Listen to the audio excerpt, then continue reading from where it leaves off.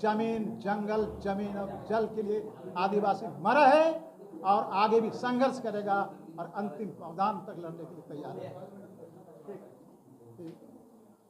और 12 तारीख को आपको मैं बता देना चाहता हूँ, जो सूचना मिली, ये जो पास प्रदेश अगल बगल के राज्यों से और झारखंड के विभिन्न जिलों से और नेपाल से, भूटान से लोग हजारों हजार के संख्या में कूच करेंगे और मोरहाबादी मैदान को एक नया स्वरूप में हम लोग बदलेंगे और आदिवासी आवाज धर्म के नाम पर, अधिकार के नाम पर तमाम चीज़ें गूंजेगा।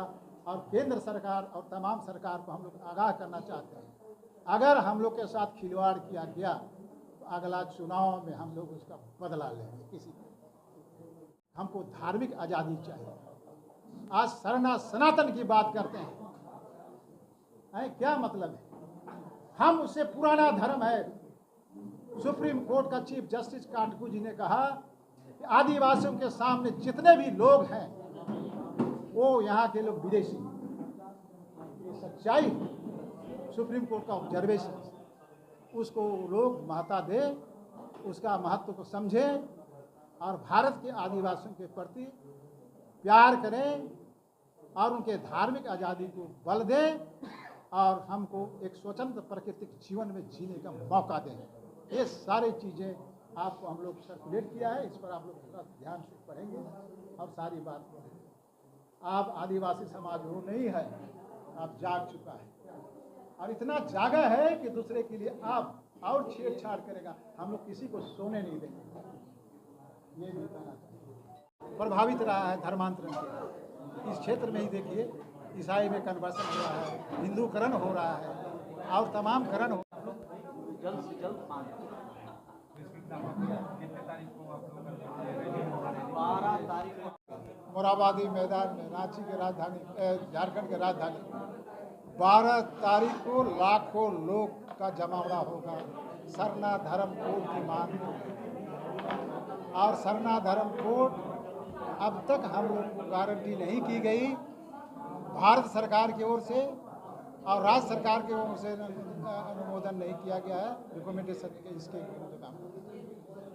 हम धार्मिक आज़ादी देश में चाहते हैं, क्योंकि आज तक जनगणना परिपत्र में आपने देखा होगा कि हिंदू है, सिख है, इस्लाम है, ईसाई है और जैन है, बौद्ध है और हम लोग को अन्य धर्म कॉलम आवंटित किया है। ये हमारे साथ नाइंसाफ़ी है, ज्यादती है। इसलिए हम लोग ने दिल्ली में इसको अनाउंस किया था कि झारखंड की धरती से आवाज़ दिया जाएगा केंद्र सरकार को कि हमको आपको धार्मिक आज़ादी देने होगा, जनगणना परिपत्र में अधिसूचित करना होगा अलग धर्म को। ये हम लोग का आवाज़ है। ये आवाज़ 12 तारीख को गूंजेगा। आपको लाखों की संख्या में लोग जमा विभिन्न राज्यों से आ रहे हैं, नेपाल से आ रहे हैं, भूटान से आ रहे हैं और कोने कोने से आदिवासियों का आवाज़ है। और सबसे और मूल बात है, इसी के साथ जुड़ा हुआ है, भारत सरकार और कुछ ऐसी सोसाइटी है या संगठन है जो कॉमन सिविल कोड की बात करता है।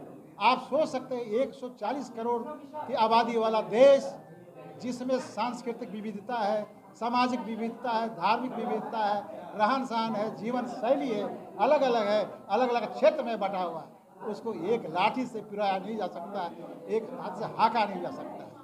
आप आदिवासियों की बात करना चाहूँगा, 700 प्रकार के आदिवासी, एक एक आदिवासी कम्युनिटी अपने आप में ऑटोनॉमी, उनकी अपनी भाषा है, संस्कृति है, तमाम चीज़ें हैं। उनको आप क्या चाहते हैं? कॉमन सिविल कोड में आप तो हिंदू कोड बिल है, मुस्लिम शरीयत है और तमाम चीज़ें, आप तो चल जाओगे। हमारे साथ क्या होगा? जो कस्टमरी प्रैक्टिसेस और कस्टमरी लॉ से गवर्न होते हैं। इसलिए हम नहीं चाहेंगे कि आदिवासी समाज जब आज़ादी के 70 साल जीवित है और अपनी परंपरा पर नीत है तो आगे भी रहेगा। इसलिए हमारी इस छेड़छाड़ को हम नहीं चाहेंगे कि हमारी आभा और हमारी जो विभिन्नताएँ है, जो हमारी खूबसूरती है, अनूठापन है, उसको हम समाप्त नहीं होना देना चाहते हैं। ये आरएसएस का मुहिम को हम विरोध करते हैं। केंद्र सरकार से है, राज्य सरकार के माध्यम से। कॉमन सिविल कोड तो केंद्र सरकार का हम लोग विरोध कर रहे हैं। और आपको मैं बताऊंगा कि झारखंड की धरती पर हमारी सरकार आई, हम लोग ने इसको सरकार बनाया, लेकिन आपको तजुब होगा कि स्थानीय नीति और नियोजन नीति के नाम पर 3 साल तक एक भी नियुक्ति नहीं हुई। और यहाँ के युवा वर्ग जो बेरोजगार के दर दर भटक रहे हैं, हंगामा आप देख ही रहे पिछले 1-1.5 साल से, है ना। सवाल है कि आप तक जो यहाँ का स्टाफ सिलेक्शन कमीशन है, एक भी चपरासी की बहाली नहीं कर सकी। सबसे दुर्भाग्य क्या वजह है भैया? और उल्टा अनुबंध पर जो अवैध नियुक्तियां हैं, जिसका कोई कॉन्स्टिट्यूशनल मैंडेट नहीं है, उनको नियुक्ति किया और 10 साल हुआ, इसलिए रेगुलाइज कर दो। तो यहाँ का आदिवासी, एसटी, एससी, ये तमाम चीज रिजर्व कैटेगरी के लोग जाएंगे कहाँ? क्या इस राज्य सरकार को पावर है कि हमारा जो कॉन्स्टिट्यूशनल मैंडेट है उसके अमेंडमेंट कर दे, इंक्रीज कर दे? ये सवाल झारखंड के धरती पर। इसके साथ साथ हमारा बैकलॉग नियुक्तियाँ हैं। बैकलॉग का मतलब हुआ जब बहाली हुआ है, हजारों पोस्ट हमारा रिक्त पड़े हुए हैं। उनका ऐसे 12 परसों तैयारी शुरू होगी। आप जाके झांक के देखिए मोराबादी मैदान। आज जो प्रेस वार्ता की जा रही है, सरना धर्म कोड महारैली 12 मार्च 2023 को मोराबादी मैदान में रखी गई है। और ये सरना धर्म कोड की मांग वर्षों पुरानी हमारी है। हम आदिवासी धार्मिक आज़ादी चाहते हैं और इसीलिए केंद्र सरकार से सरना धर्म कोड की हम लोग मांग कर रहे हैं। झारखंड सरकार और वर्तमान में अभी बंगाल सरकार ने भी सरना धर्म कोड पारित करके केंद्र को भेज दिया है।